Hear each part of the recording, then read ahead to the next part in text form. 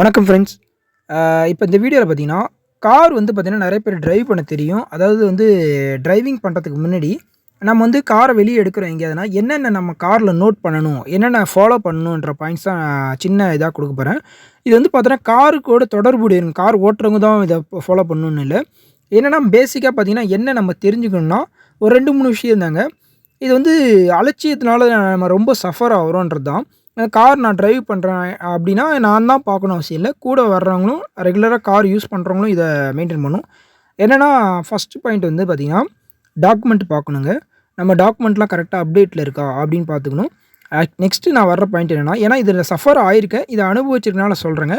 என்ன நான் அனுபவிச்சிருக்கேன்றதையும் நான் உங்களுக்கு டீட்டெயிலா சொல்றேன். எதுக்காக இத பார்க்கணுன்றதையும் நான் சொல்லிர்றேன். நீங்க வந்து பார்த்தீங்கன்னா, மெயினா வந்து நான் கான்சன்ட்ரேட் பண்றது இந்த டயர் தான் சொல்றேங்க. ஏன்னா, நீங்க வந்து ஒரு இப்ப கார் வச்சிருக்கவங்க எல்லாருமே பார்த்தீங்கன்னா, ஒரு 1 வீக் இல்ல 2 வீக் மேக்ஸிமம் பார்த்தீங்கன்னா, ஒரு 1 மந்த்து கூட கழிச்சு கார் எடுக்கிறவங்க இருக்காங்க.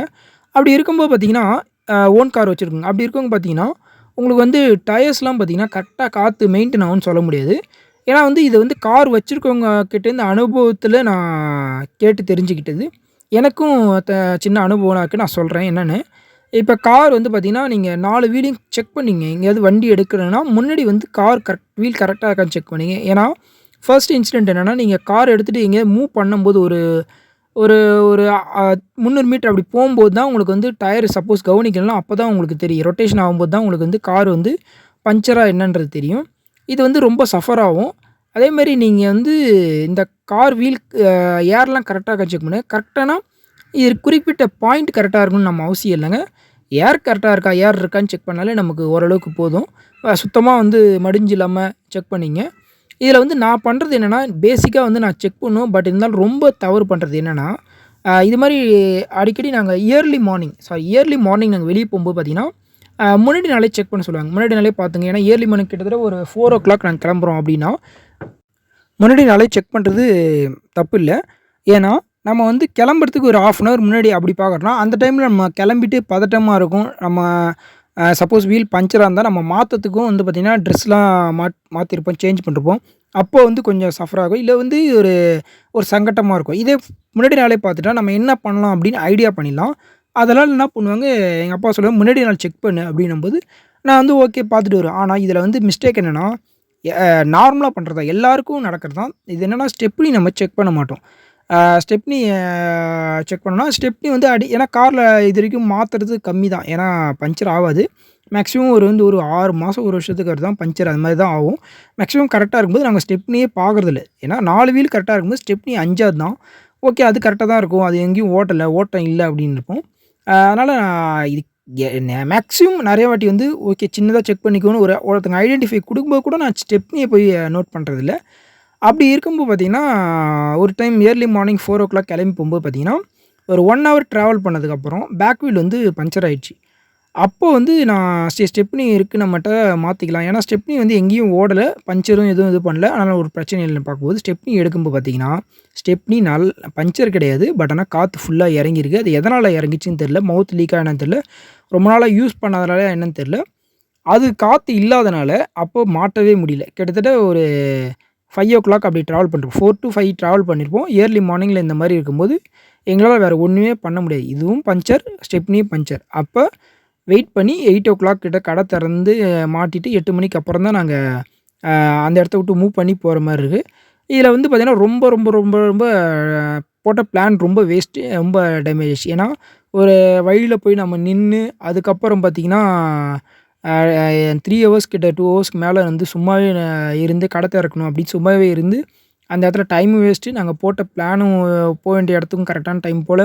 இருந்தாலும் அதுக்கப்புறம் பதட்டமாயி எல்லாருக்கும் ஒரு தடங்கல் மாரி ரொம்ப இதாயிடுச்சு. இது வந்து பார்த்தீங்கன்னா, ஏன் இந்த வீடியோ சொல்றேன்னா, நார்மலா எல்லாரும் செக் பண்ணலாம் அப்படின்றத விட, இந்த ஸ்டெப்னி கண்டிப்பா நான் பார்த்ததே கிடையாது. நெறைய மிஸ்டேக்ல மாட்டியிருக்கேன்றதுனால, இத வந்து கொஞ்சம் கேர்ஃபுல்லா பாருங்க. 2வது பார்த்தீங்கன்னா, ஸ்டெப்னி வந்து இருக்கும். இன்னொரு இன்சிடென்ட் நடந்தது. நடந்தனால அத சொல்றேன்.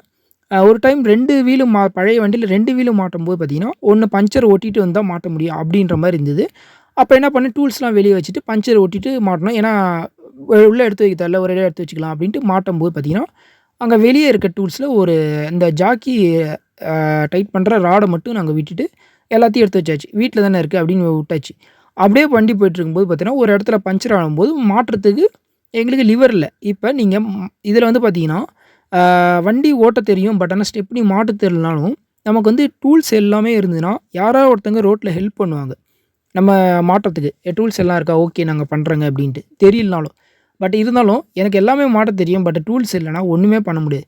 அந்த டைம் யார்ட்டயும் ஹெல்ப் கேட்க முடியாது. ஏன்னா, நிறுத்தி எல்லா கார்லயும் இருக்கவங்க குடுக்குங்க அப்படின்னு ஹெல்ப் பண்ண மாட்டாங்க. ஏன்னா நம்ம மாட்டுற வரைக்கும் அவங்க வெயிட் பண்ணணும்.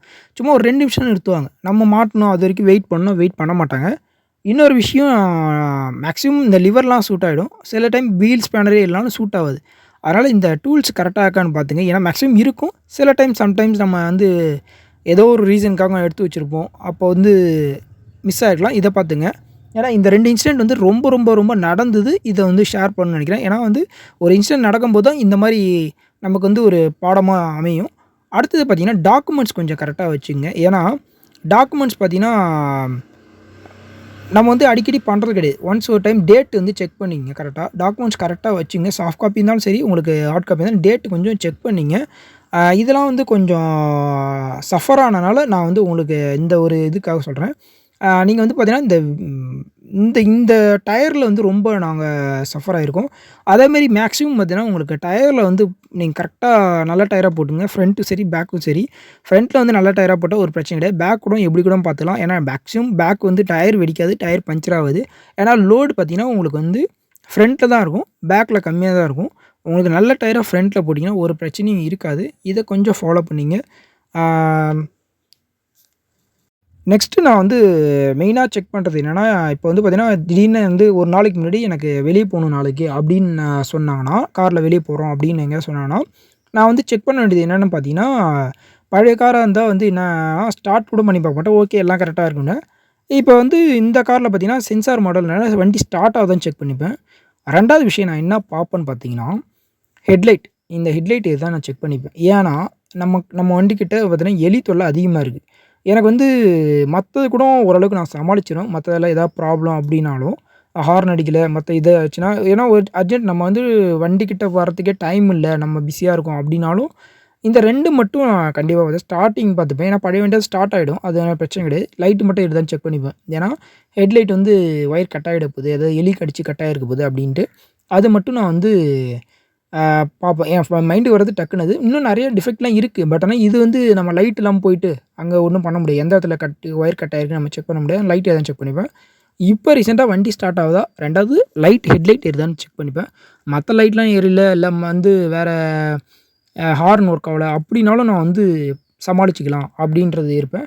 பட் ஆனா இந்த இதில வந்து நான் செக் பண்ணிப்பேன். நீங்க வந்து இத செக் பண்ணீங்க. வண்டி வந்து சப்போஸ் நீங்க ஹெட்லைட்லாம் எரியுதா? ஏன்னா வந்து வண்டி எடுக்கும்போதே செக் பண்ணீங்க. ஏன்னா நம்ம அதுக்கேத்த மாரி பிளான் பண்ணிடலாம். இப்போ வண்டி எடுக்கும்போது பார்த்தீங்கன்னா, ஹெட்லைட் எரியலனாலும், நீங்க பகல்லே ட்ராவல் பண்ணி ஓகே. அதுக்கு ஒரு 1/2 அன் ஹவர் நம்ம எங்கேயாவது ஒதுக்கி ஒரு மெக்கானிக்ட்ட எலக்ட்ரீஷியன்ட்ட காமிச்சுப்போம் அப்படின்னு இருக்கும். நீங்க எல்லாமே கரெக்ட்டா இருக்கு. வண்டி, கார், டயர் எல்லாமே பார்த்துட்டேன். எல்லாமே கரெக்ட்டா இருக்கு அப்படின்னு ட்ராவல் பண்ணிக்கிட்டே காலைலேருந்து ட்ராவல் பண்ணிட்டே இருக்கீங்க. ஒரு 6:30, 7:00 நீங்க ஹெட்லைட்ட போடும்போது லைட் எரியலாம். அப்போ போய் நம்ம எலக்ட்ரீஷியன் தேட முடியாது. அப்போ போய் நம்ம ஒண்ணுமே பண்ண முடியாது. அந்த இதே வேஸ்ட் ஆயிடும். நம்ம ரிட்டர்ன் வர்றது இல்ல என்ன பண்ணணுமோன்னு முடியாது. ஏன்னா யாரையும் போய் தேடிட்டு இருக்க முடியாது அந்த டைம்ல.